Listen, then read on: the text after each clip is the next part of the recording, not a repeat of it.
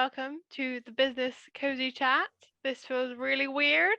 So, starting with Lina, introduce yourself, tell us a little bit about you, where you're based, and your business. Right, so yeah, I'm Lina. As loud cars are going past. I'm Lina. My business is very imaginatively named Lina Piprek Design, which is my full name. My channel is also just called Lina Piprek, and I occasionally do commissions, mostly corsets and bridal, and I've started in this past year working on doing digital sewing patterns, and I've started writing a book also about sewing. And I'm based in the UK. Fabulous. Marion. Hi, so I'm Marion, actually. I'm from France. I live in Grenoble in the French Alps. I'm a seamstress for hire, so my specialty is 18th and 19th century and corsetry. I do bridal gowns and a lot of alterations. Fabulous. And Jo? Hi, I'm Joanna. I run Blue Lady Couture. It's the name of my business, and that's also the name of my YouTube channel. I'm based in the UK, but I do have clients all over the world. I send my orders all over the world. I do all sorts from historical through to kind of steampunk cosplay. I do a bit of sort of vintage and some more modern kind of sort of bridal wear pieces and that as well. And Tiffany. I'm Tiffany of Stitch and Addiction, and that's the name of my business and the name of my YouTube channel. I do commissions for specifically Regency era and the mid-Victorian era for mostly women. I do some girls designs as well. And I am based in the United States, specifically in Texas. Cool. I'm Beth. I am. Oh, sorry. I just realized I forgot to say I'm Green Martha online. That's all right. I'll put everyone's handles and stuff in the description down below. That's fine. I'm Beth. I'm the host of this panel. I'm based in the UK, and I do mainly patterns and some ready-to-wear stuff. I have done some commissions, but I'm kind of moving away from commissions now and just doing finished pieces. Second question, what is your sub and view count? An estimate is absolutely fine. And we'll start with Marion. So I just passed 800 subs, like around now. It goes up and down a little, so I'm around that. View counts can vary a lot because I do sewing videos and I also do bullet journal videos, and those have very different view counts in general. Somewhere between 70 to, I had one video past 4K. That's the max I got for now. Very good. Jo.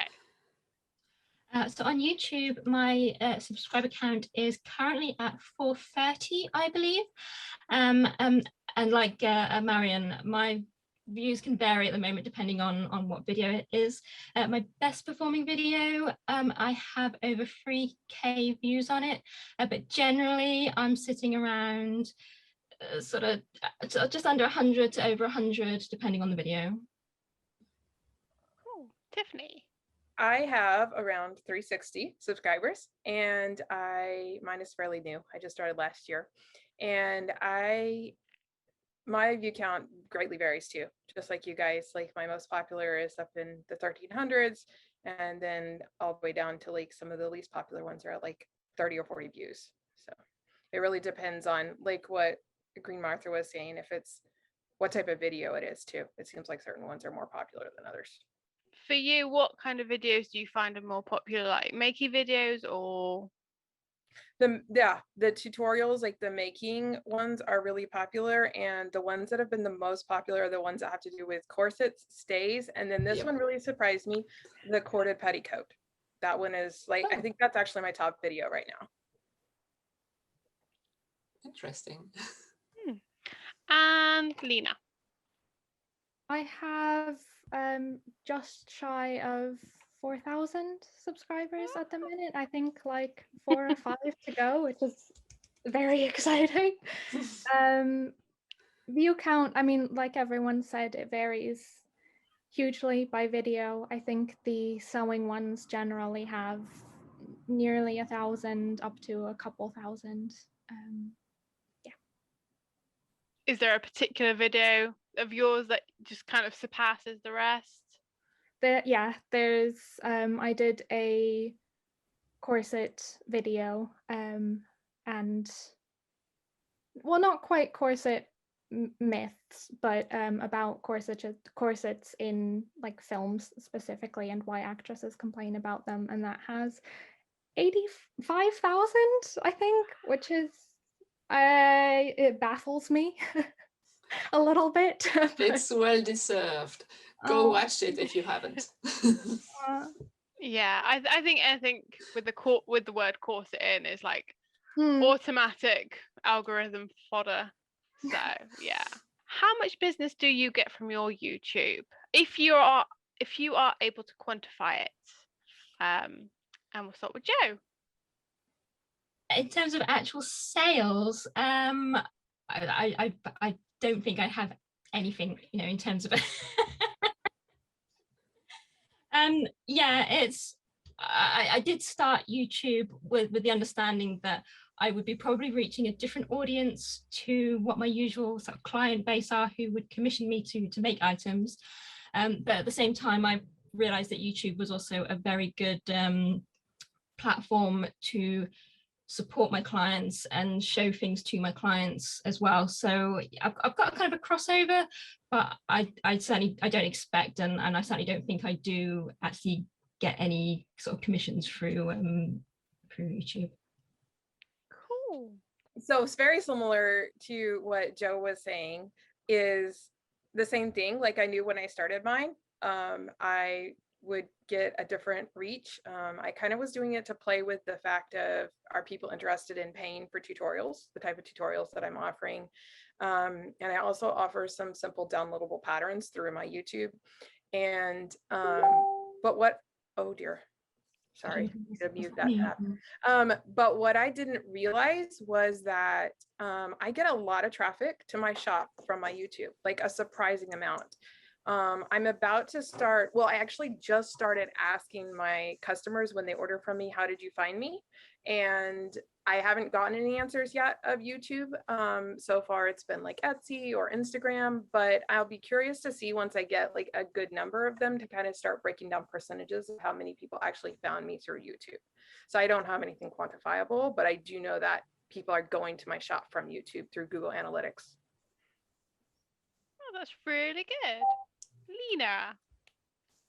So the digital sewing patterns, all of my sales from those are through YouTube because I'm not advertising them anywhere else. Those were sort of created in conjunction with the channel, I guess. As far as commissions, most of my commissions have still in the past year been sort of real life. I do have one at the moment that I'm doing because someone found me through YouTube. But then I did, like someone mentioned as well, like I've sort of stopped doing as many commissions at the moment. So yeah. Cool. Marion. So I haven't got any commissions yet from YouTube, but I got inquiries, and it's part of more general strategy to get more SEO, and like people find me on one platform and then they will follow me on Instagram or Facebook. So it's kind of difficult to know exactly for some people where they come from, but there's definitely a lot of them who find me through Google. So YouTube is part of that. Cool.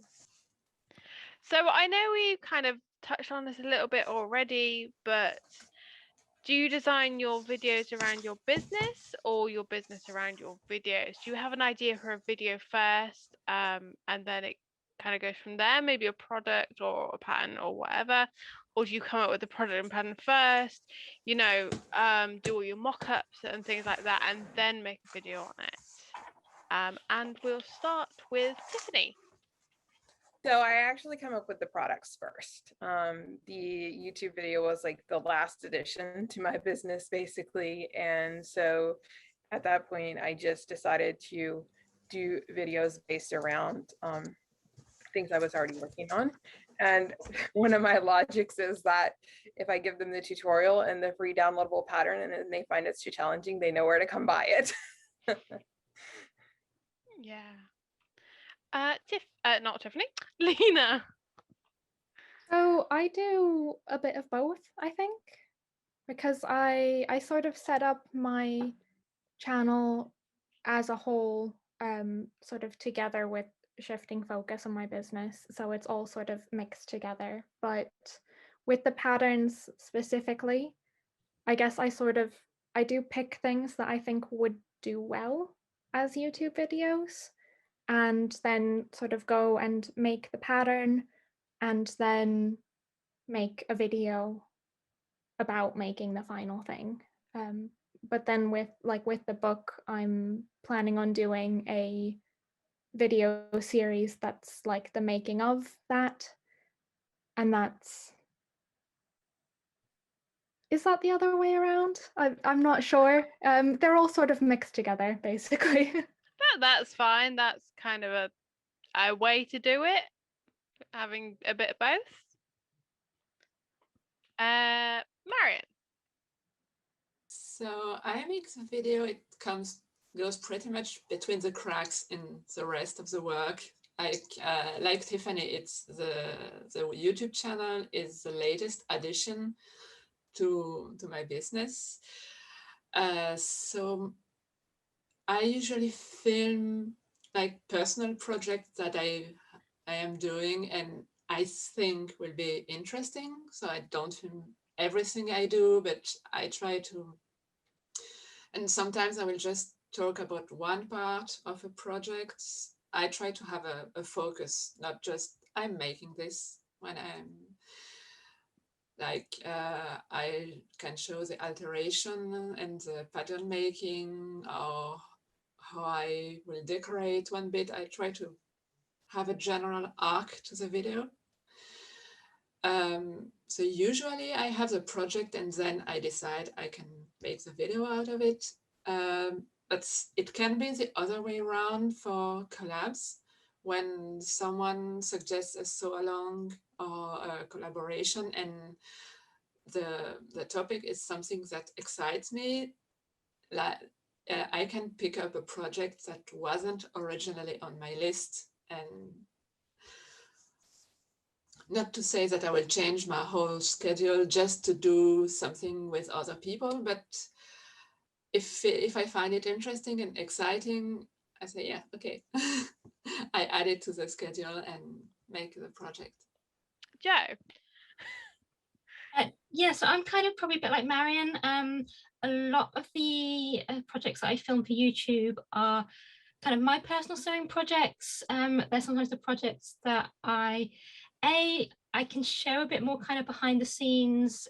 I feel a bit more comfortable if I'm filming something where I'm not quite so professional, if I make mistakes and things like that.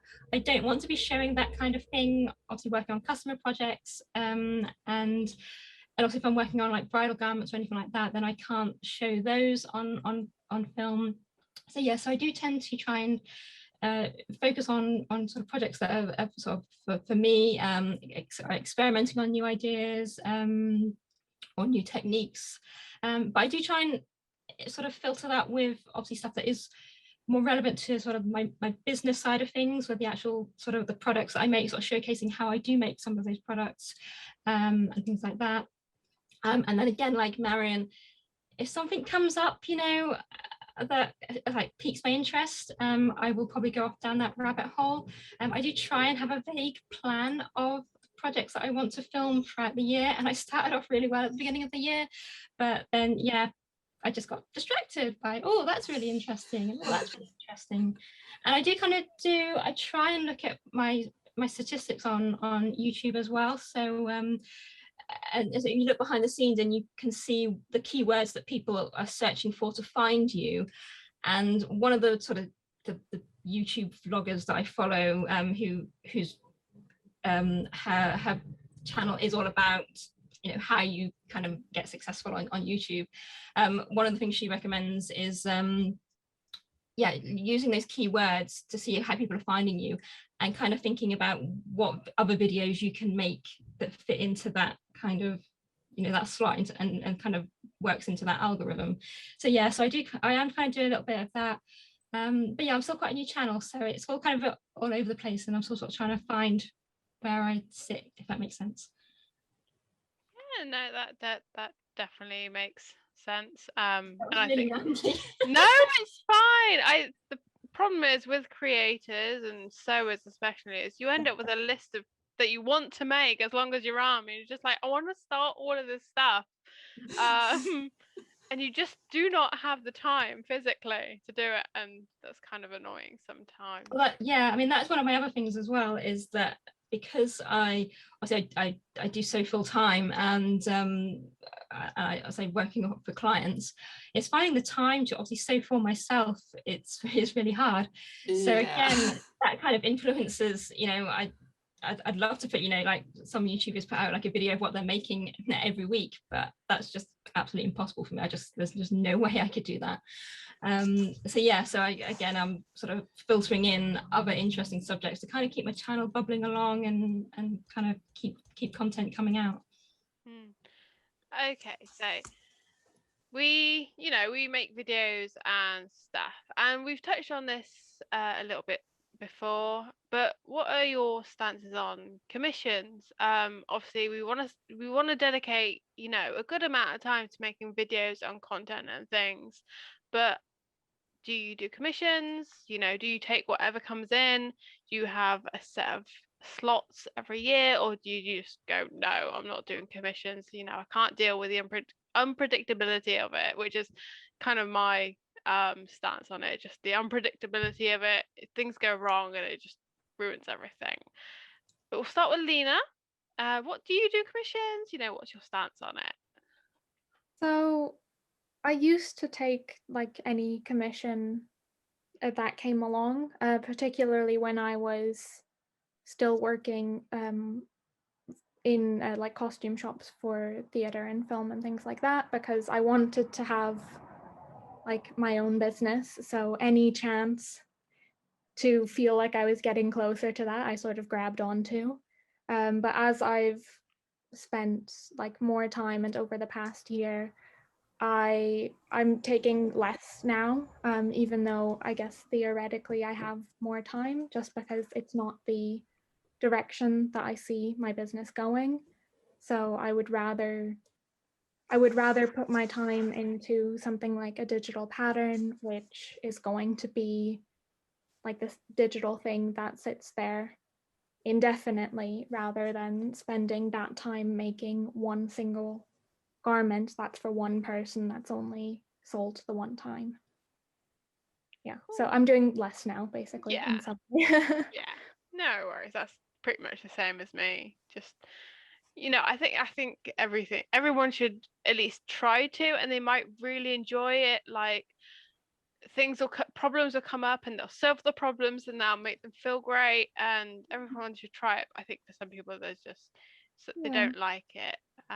Marion, what about you? Do you take on commissions? Yeah, I've gone the opposite way a little. So I started making some ready-to-wear and small sewn accessories, and I wasn't comfortable doing it. So I decided to phase that out and work mostly on like made to measure and made to order. So I work mainly with people coming to me.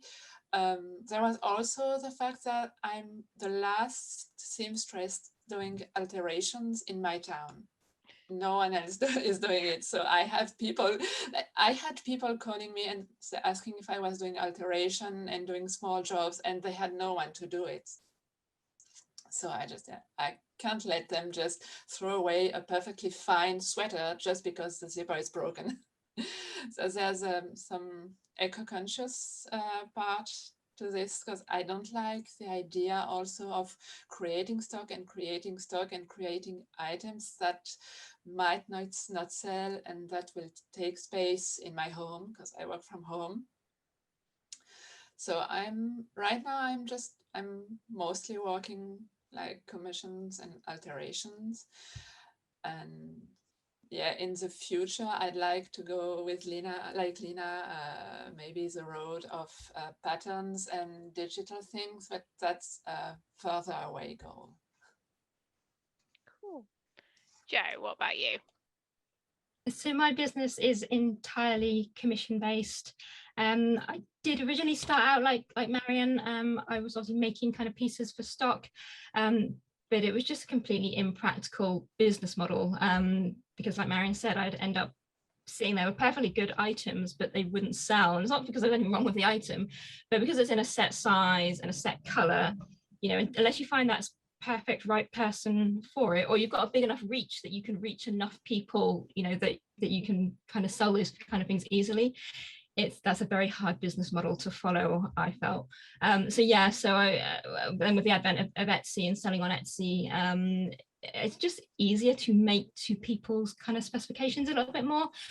So I have a set range of kind of, on Etsy in particular, I have a set range of styles for people to choose from, and then they can pick their color, sometimes their trim colors, and then they send me their measurements and I make it to measurements. And then I have my more bespoke side as well, which tends to be more for sort of my UK based clients. Mostly all commissions for me. I have gone from ready to wear to commissions. I started out let me back up. I love to sew and I have like a million, I'm sure we all do. I have like a million ideas like we were talking about, and it was too much. Like I couldn't use all of them and my family was tired of all of them. So I just started like listing them on Etsy to sell them. But like some of the other people have already mentioned, the problem is that some of them are perfectly good designs, but because of the size or the color, they never sell. So I actually switched to mostly commissions about maybe a year and a half ago. And that actually sells way better than my ready to wear stuff was before. And I actually really like it because I grew up fitting my mother, who has pretty severe scoliosis. And so fitting challenges are like a puzzle for me to figure out, as well as like design challenges. And so I actually really like the commission side just because it gives me a chance to experiment with fitting different sizes and body shapes and different designs. And all of mine almost is long distance. Very few are local. So that adds another challenge to it that I've really enjoyed. And I do, like Joe, have like a specific set of designs that people can generally pick from. And then once in a while, somebody will message me and be like, can we add this to this or do this? And then I just have fabric in stock that they can choose from. And then if they want their own fabric, they pay an extra finder's fee for me to find that fabric. Okay, so this question comes with a caveat of a lot of people who are watching, you know, sew for a hobby, and you do not need to monetize your hobby no matter what people say. You know, they might admire your work so much, but you do not need to monetize your hobby if you do not want to. I just want to put that out there. But I want to ask you guys, and some of you have already touched on it, why you decided to monetize your hobby. I'm going to start with Marion. So I was in a very privileged position where we had financial stability, no matter what, thanks to my husband and some other income. So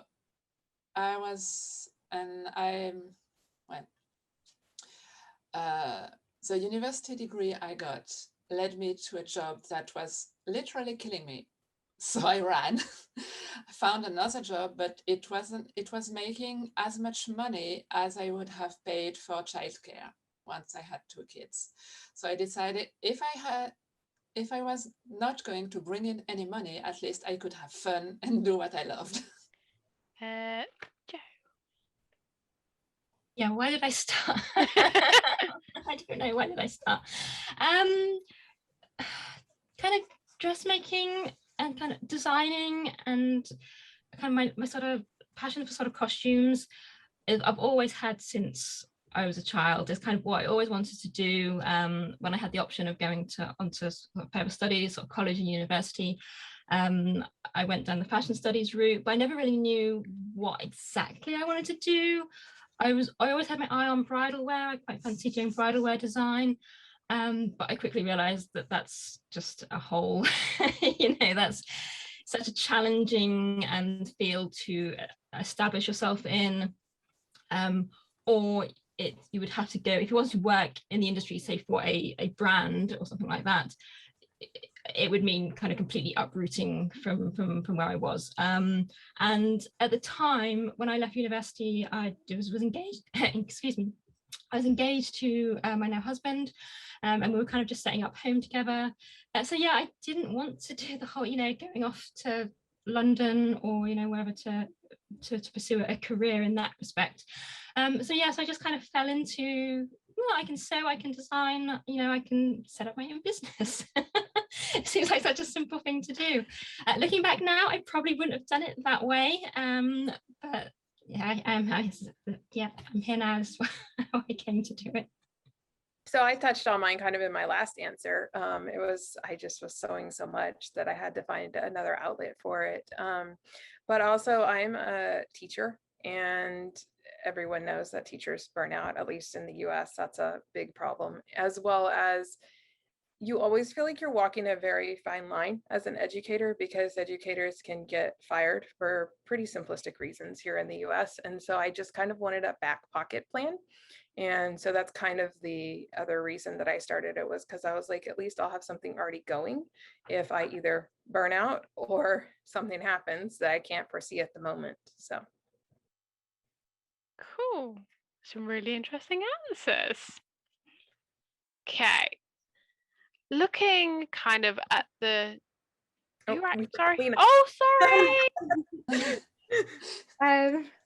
Yeah, so I mean, I guess my answer is a little bit different in that it wasn't necessarily ever a hobby. I decided when I was in high school that I wanted to do costumes for film and historical costumes, and was able to go and do a degree in that. And then luckily, because it can be quite hard to get a job breaking into the industry, because it's all about who knows who, but I managed to get a job after I graduated. And yeah, well, and then last year happened, and then sort of shifting it away from working for someone else making costumes for productions, sort of shifting it to working for myself was more or less out of necessity, out of, well, I have to do something now, and this is what I know how to do, so I guess that's what we're doing now.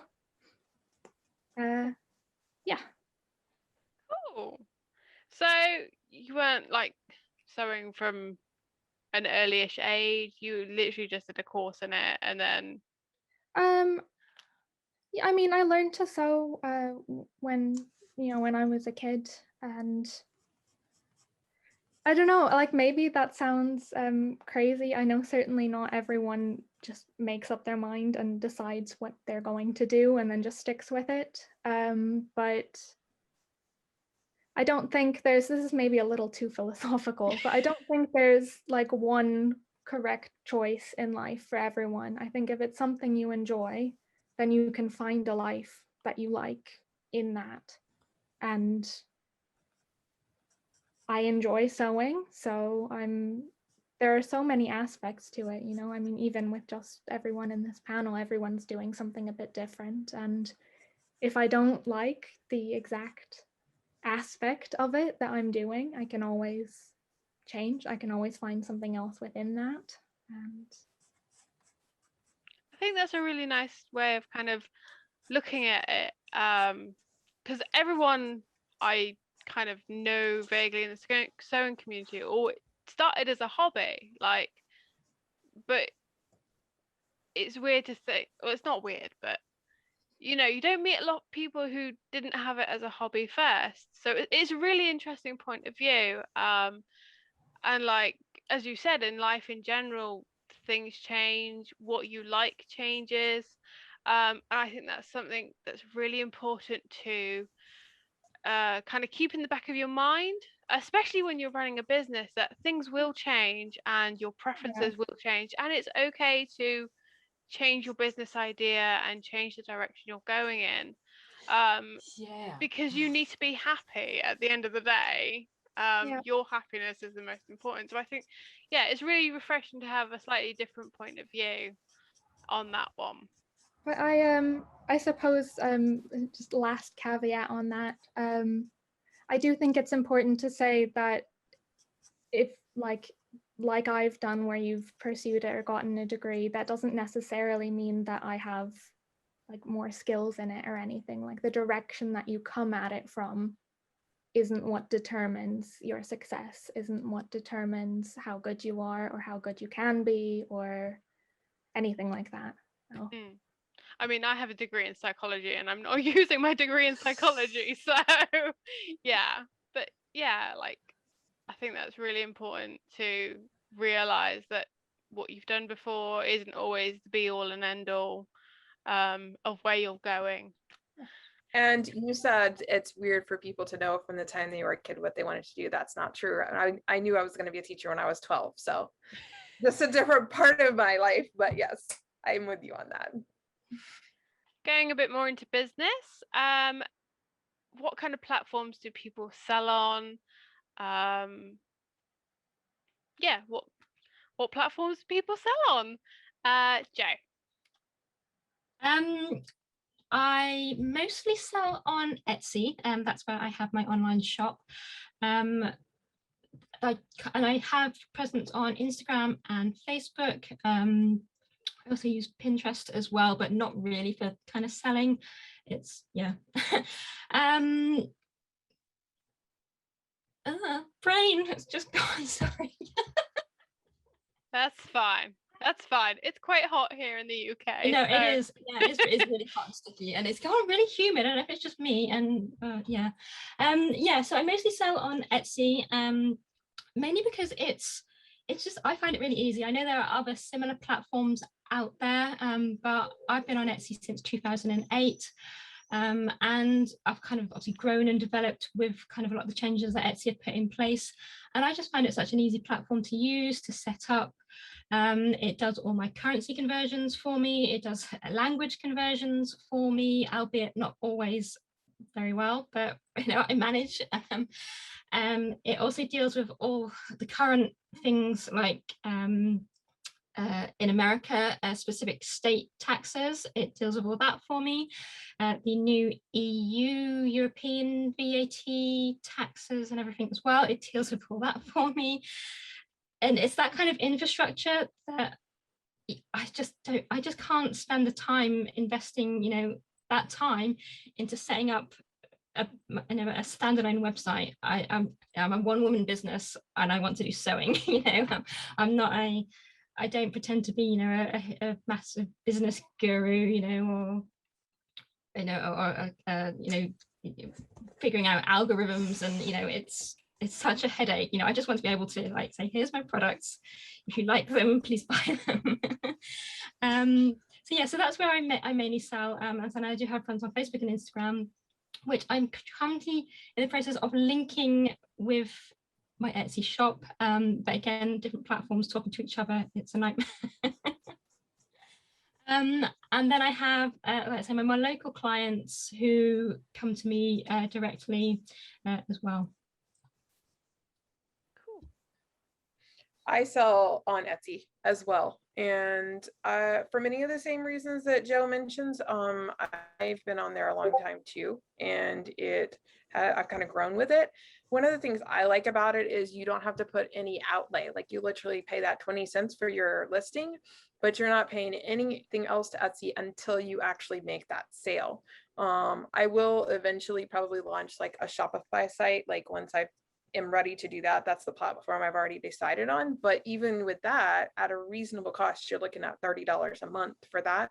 And so you're having to outlay whether you're going to make very many sales or not that month, versus with Etsy, you can just pay as you go, basically.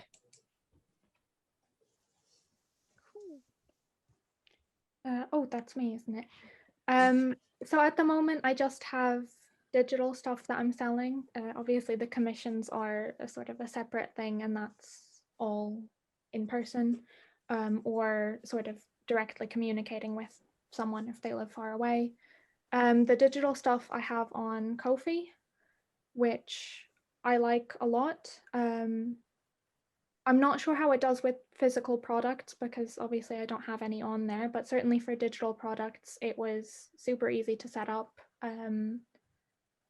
It had the first pattern that I put up, I wanted to have the variable pricing, so the pay what you want thing. And that was, I think, the only one that I could find that wasn't like make a shop yourself. They've got, I feel like I should have looked it all up before now. I don't think that I do pay for the sort of the upgraded membership, which means that they don't take a cut at all. And I think it's something like £5 a month or something like that.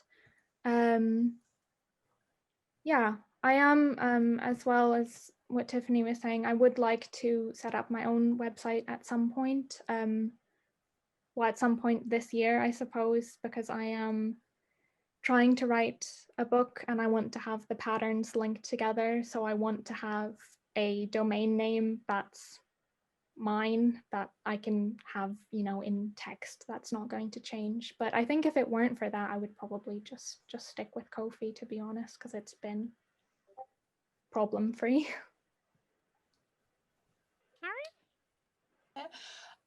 I started on Etsy a long while back, and I never really found my how to say, my client there.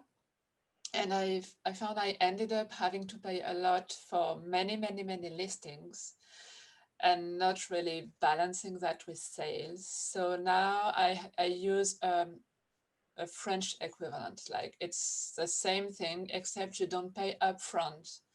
You pay a little a fee that's a little higher once you make a sale. So for all the products that are ready-made, and are, like I said, not as many now, I use this site, and I have another one for my illustration work. I use Redbubble. It's a print on demand, and I don't have to worry about printing the thing right. I don't have to, because I tried printing it at home and it was, I never could recoup the costs of that. And I don't need to create stock up front. Like if people like it, then buy it and it's okay.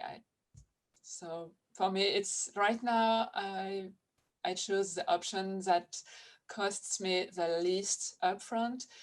I will probably redo my website and maybe add a web shop in the next year or so. At least it's a plan. A business question again. Is there any kind of business gurus that people follow? Are there any costuming specific or sewing specific or seamstress specific ones they follow? Because a lot of the ones I know of are either specific to Etsy or just kind of specific to selling online in general. Has anyone got anything that is even more specific to costuming or sewing? We'll start with Tiffany. So my 3 favorites, and they're all specific not to costuming, but to handmade businesses. So people that make their stuff and sell them in our small businesses, is the Merriweather Council, run by Danielle, and she has a ton of free content. She has a podcast, blogs, she's on Instagram, Facebook, all those good places, YouTube.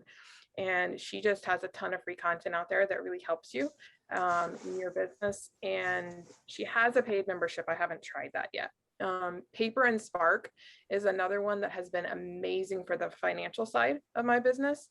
She also gives a lot of really good tips, but most of them have to do with finances and how to set goals based on your finances and how to break down your data and all of those things.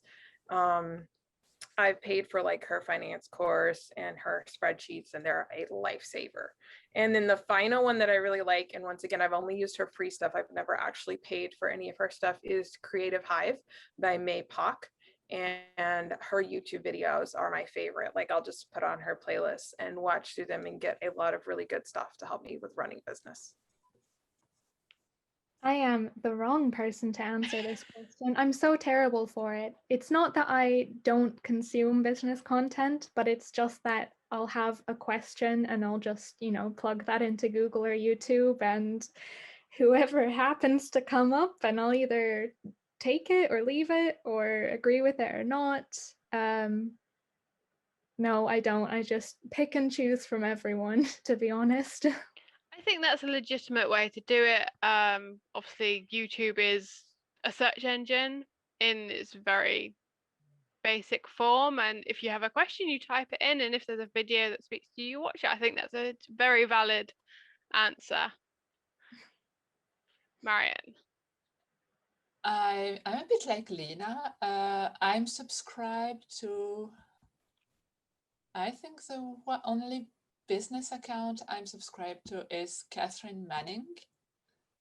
And I honestly don't watch everything she puts out, because she puts out a lot of videos. But yeah, I like sometimes I look, I will Google, well, ask YouTube a specific question, or if I find a topic that's interesting, I will go through a little rabbit hole of like keywords, or how to do this or this aspect of marketing. But no one person or no several persons in particular that I would be super faithful to. Sorry. That's right. Yeah, like Marion, I actually follow Cathrin Manning as well. She did came recommended, but I think some of the other big name YouTubers in the costume community recommended her as someone to follow. And again, like Marion says, some of her content is really interesting when she breaks down like how her algorithm works and how she uses her, like I mentioned previously, she uses her keywords, how people are finding her to kind of plan her video content. So I do some of that on the YouTube side. On the more general business side, I follow a lady called Nicola Smith, and I am a member of her business club, which is a handcrafted business. She's a UK-based business coach, small business coach, essentially, and she specializes in craft businesses, people who are making to sell. And she's been really helpful, and she has loads and loads of content. She does have some free content on her Facebook groups, and I think she's just started on YouTube as well. And as I'm a member of her paid business group as well, where she brings in experts on different subjects, which again has been really useful. I would say that it's not something I would have done early on in my business. It's not that like the cheapest thing to do, it's sort of costing, sort of £15 a month. So it's not something that's for everybody. And I say not everybody will be in a position to do it. But I was at that kind of point in my business where I just felt I was kind of stuck in a bit of a rut, and kind of in a rhythm that I just couldn't kind of break out of. I had a lot of bad habits that, I would be like sewing constantly and then struggling to find time to do the actual business side of things, so like my marketing and just like managing things like that. So I found it really useful actually to join her, and sort of help you get into focusing on that. If you're going to run a business, you've got to split that balance between your actual sewing and your making and the actual business side of things, because that is equally as important, because there's no point running a business trying to make stuff if people can't find you, or aren't seeing you to buy from, there's no point. So yeah, so that's probably the two main people that I follow, and there's probably some of the people that I've kind of been introduced to through the Handcrafted Business Club. I've sort of followed some of the experts that we've seen in as well, but I can't remember off the top of my head who those individuals would be, but yeah, that's kind of what I do. So the last question is the question that Lina got from her Instagram. And we'll start with you, and it is, how do you know when you are good enough? Which is a really difficult question, but what are your thoughts? So I think the obvious one is probably that there's a lot of imposter syndrome involved. For everyone. But the thing that I really wanted to touch on is how undervalued sewing is as a skill. And the way that things are right now, there's so few people who have really visibly succeeded doing it. And those tend to be the people who are either so incredibly skilled that people are willing to pay lots and lots of money for their work, or who are incredibly fast, or who have found a sort of adjacent way to make the field work for them. And because of that, I think everyone feels that it's impossible and that they're never going to be good enough. But I don't think that's the answer, because I don't think anything will ever change if everyone just accepts that and, crawls in a hole and says, oh, I'll never be good enough, it'll never be enough. Because what we really need is for everyone to believe that they are enough, and to, change the way that sewing is valued. And that helps everyone, right? If everyone values their own work and their own time and themselves. And so I know for me that kind of turning point was sewing for someone else and on a deadline. That was the two things and that's also where I recently saw someone spectacularly fail. Someone trying to go pro who hadn't any experience sewing for other body types than their own, and yeah, it went bad. So, but yeah, imposter syndrome is really, really strong. And I think half of the evolution since I started as a seamstress was learning to tell it to shut up. Yeah, likewise, as everyone else has said, imposter syndrome, it's probably, once a week, where I'm probably sat there going, why am I doing this? Am I good enough? But I kind of look at the testimonials on my Etsy shop, and it does give you such a boost, and it is amazing feeling knowing that you've made something that somebody enjoys wearing. That is really wonderful. But I do think you have to be honest with yourself and seriously assess your skill levels. How you do that, how you kind of assess yourself, I mean, that's a very personal thing. How do you feel about, if someone was wearing, your clothing, and how it's a very hard question to answer. I do also think you have to look at it from the whole aspect of going from a hobby to a business, and focusing on the whole business aspect of things, because it is a whole other kettle of fish, as we say here in the UK. It just turns it into something else. And I think, as we've already touched on, dealing with deadlines, dealing with clients, and kind of what they want. learning to say no to clients as well is also very important, because quite often it kind of touches in on what Lina said about valuing your skills, and a lot of people out there honestly have no clue what goes into sewing, and that is why sewing and dressmaking is so undervalued and is seen as a cheap job, or it's a quick job, or you can just quickly do this for me, or you can quickly run up this dress for next week. You've got to know in your mind how you work, and whether you can meet those deadlines, and be comfortable saying no to people. Don't take on jobs that you are going to either struggle to meet that deadline, or to fit in, or if you're not going to enjoy it. At the end of the day, you are the person with the skills. Don't feel obliged to do everything or have a go at everything. It is a hard one. But I think you just have to be honest with yourself, assess your skills, and focus on the business aspect as well as the sewing aspect. So imposter syndrome is definitely an issue. And I started out pricing my stuff really, really low because I was like, oh, people aren't going to pay for this, right? And then I had a really nasty experience with a customer, and just realized this is not where I want to go. I'm not enjoying it when I feel like I'm having to rush through these things as fast as possible in order to try to turn a profit, in order to keep my prices low. And some of the business gurus I mentioned earlier actually kind of helped me realize that the pricing was part of what was causing the problem with getting nasty customers like that. And so that was kind of my turning point of realizing, realizing how do you know when you're good enough? Because yes, there's always more to learn, and we're creators and we always want to learn more. Like we were talking about with our sewing lists that are huge and long. I'm sure we have skill lists that are huge and long as well that we want to learn. But you have to stop, at least for me, I had to stop and look at what can I bring and offer to the table, right?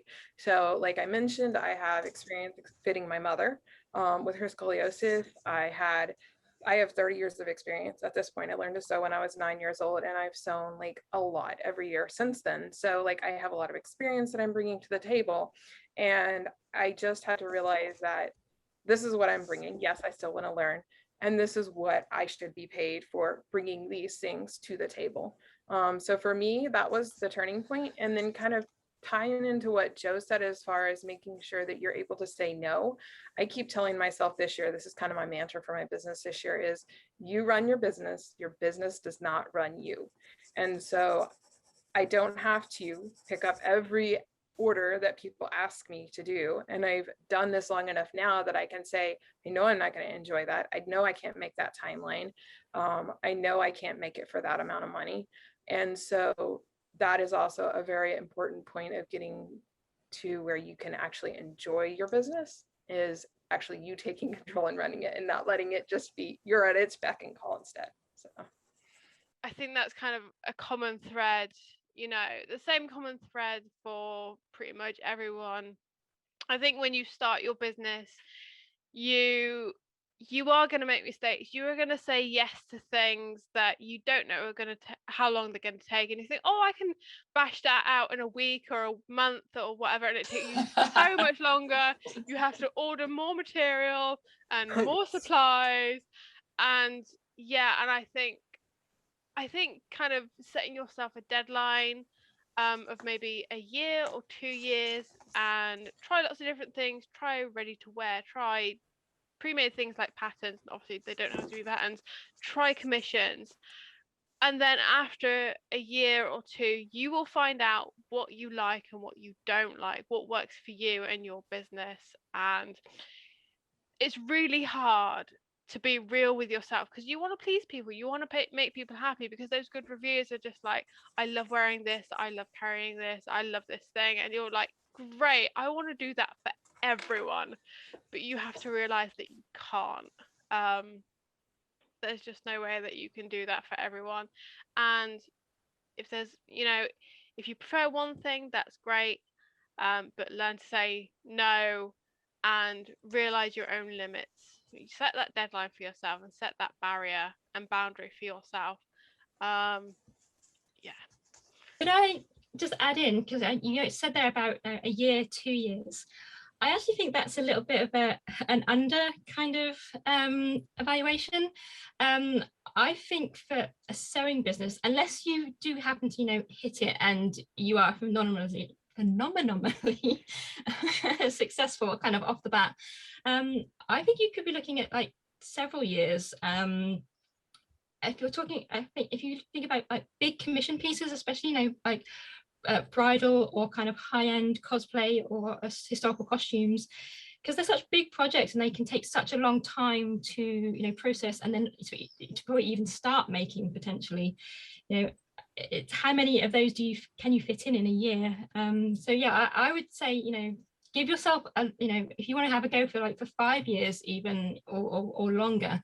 I think that's, yeah, don't give up sort of after a year, but obviously you need to evaluate kind of every kind of year. But yeah, I'd say go like long term. If I can just go from what you said, do you hear me? Yeah, okay, because I didn't see. If you are doing I've done craft fairs.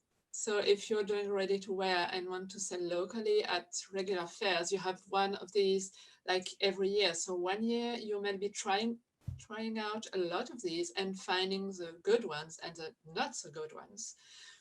So the first year you will probably burst out on a lot of them, because you will find some that are really not good for you, a good fit, and some others that are really phenomenal. And it took me, I think, 2 years to have a good idea of where I could sell my ready-made products. I think that's a very good point.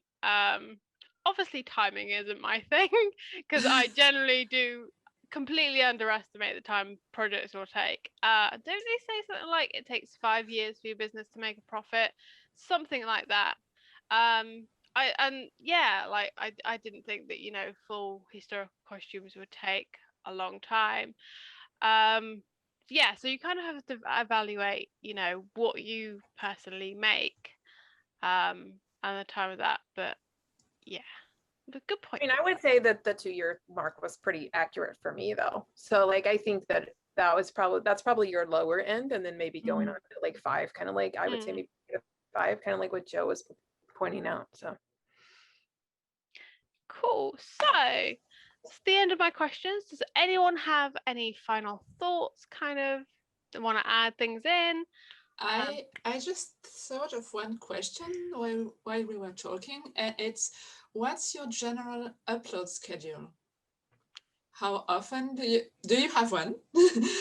If yes, how often do you make videos, and how?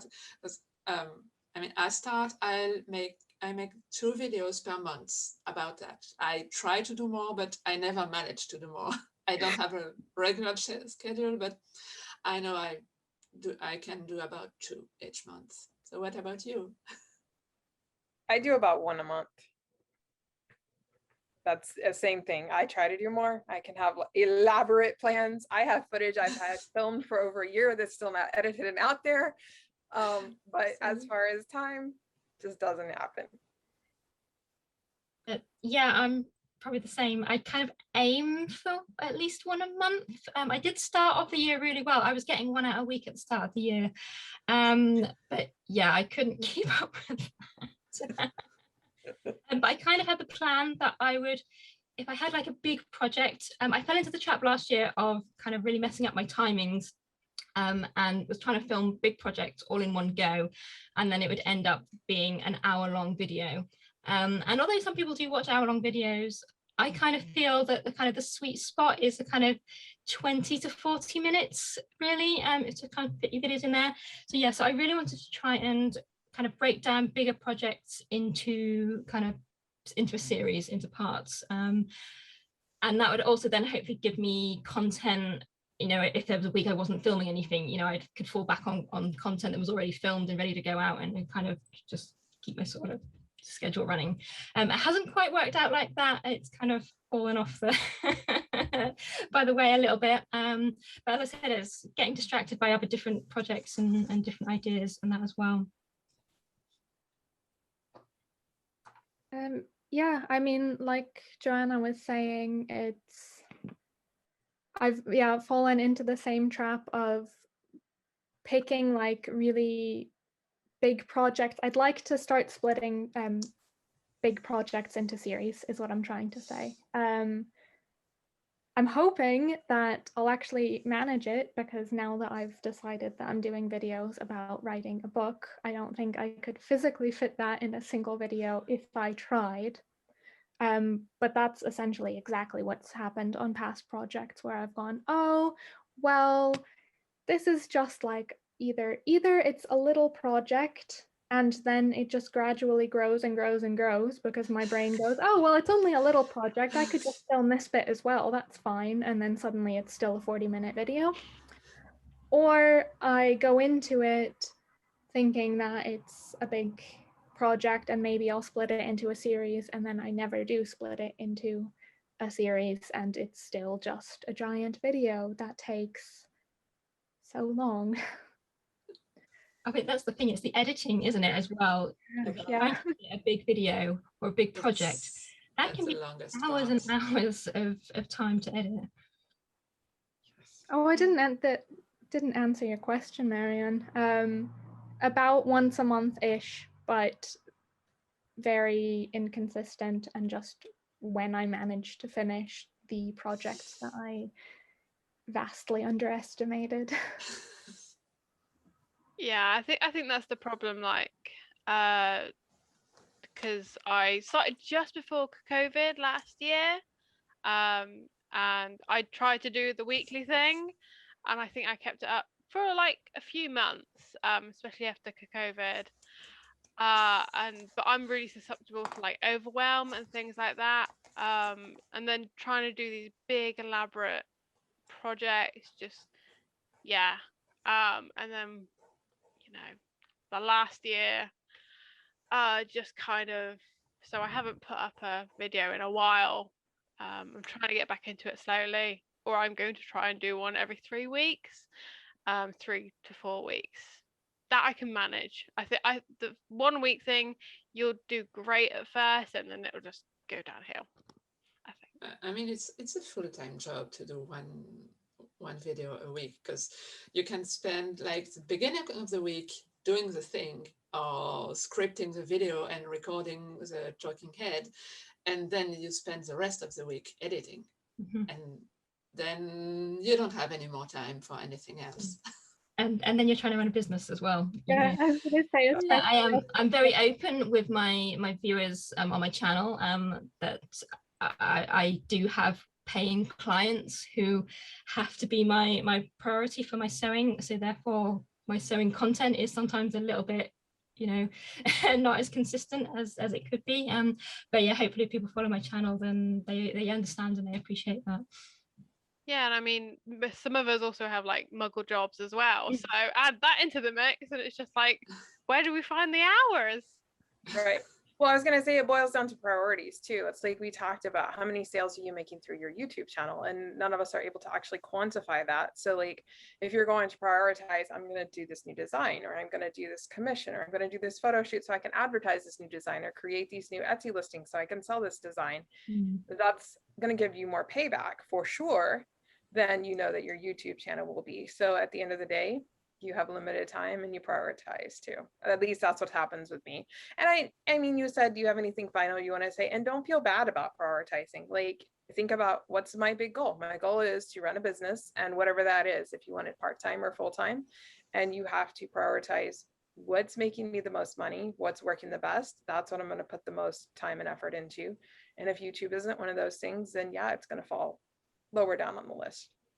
Got anything they want to add? Yeah, to add to what Tiffany was saying, like, I started YouTube because I wanted to share what I was doing, and I found I keep doing it because I enjoy the process of making videos. It's maybe a bit masochistic, but I enjoy editing. I actually enjoy it, and I wouldn't do it otherwise. Like maybe if or when I reach monetization, and at some point it ends up making money, my view will change and my priorities will change.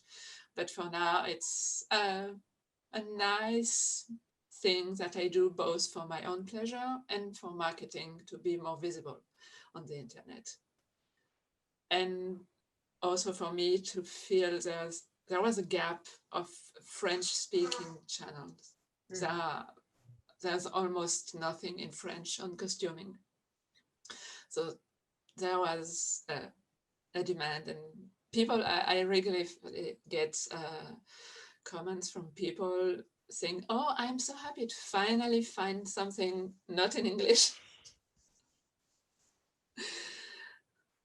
Yeah, I think it's important to remember that YouTube in itself is a business. And if you want to do that full time, then that is a business. But for business people who sew for their business, it is more of a social media thing, and it should be treated as a social media thing, not as a business. You know. Yeah, it can also help to give another perspective or go into a slightly different and adjacent direction. I know for for example, my blog, I will talk about my products and my photo shoots and some of my clients. And on YouTube, I have slowly added a bit that's more how to start historical costuming and how to make corsets, like questions that for more beginners in historical costuming or corsetry. And that's not something I would have talked about on other platforms. If you've enjoyed watching our video, give it a like down below. I'll put everyone's links and anything we've mentioned in this panel in the description. And thank you for watching along. Thank you to my lovely participants. I've had great fun this evening. And yeah, if there's any questions you have, stick them in the comments and we will do our best to answer them if we haven't answered them in the panel so far. And I hope everyone has a lovely evening. There will also be a badge. I'll stick the link in the description and in the pinned comment as well. So pop your email address in there to receive your badge.